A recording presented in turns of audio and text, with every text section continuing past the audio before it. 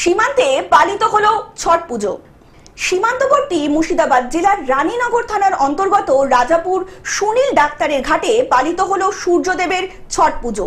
সূর্যদেবের নামে উপোস করে সূর্যাস্তের আগের মুহূর্তে সূর্যের দিকে মুখ করে দাঁড়িয়ে এবং অর্ঘ্য দানে এই ব্রত পালন করা হয় এবং পরের দিন সকালবেলা সূর্যোদয়ের আগেই এই ব্রত ভঙ্গ করা হয়। দর্শনার্থী ও ভক্তদের সূত্রে জানা যায় এই ব্রত পালন করলে বিভিন্ন রোগ থেকেও রক্ষা পাওয়া যায় ও সূর্যদেবের কাছে মানত করে অনেক ভক্তের মনের ইচ্ছাও পূরণ হয়।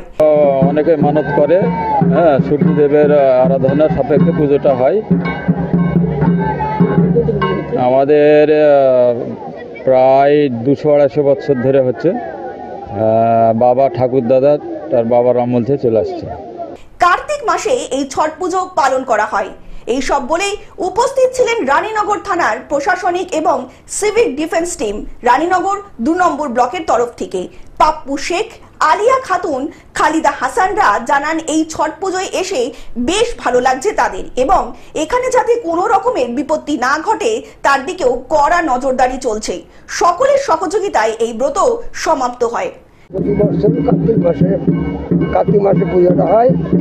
ওই ছট উপলক্ষে বহু যাত্রী আসে, এসে মানসা করে, মানসা করলে সব মানসা পূরণ হয়। রানীনগর থেকে পার্থ মণ্ডলের রিপোর্ট, গ্লোব নিউজ। এখন থেকে গ্লোব টিভি দেখুন আপনার স্মার্টফোনেও। গুগল প্লে স্টোর অথবা অ্যাপল স্টোর থেকে ডাউনলোড করুন গ্লোব টিভি লাইভ অ্যাপ। এছাড়া জিও টিভি অ্যাপ থেকে দেখুন গ্লোব টিভি লাইভ।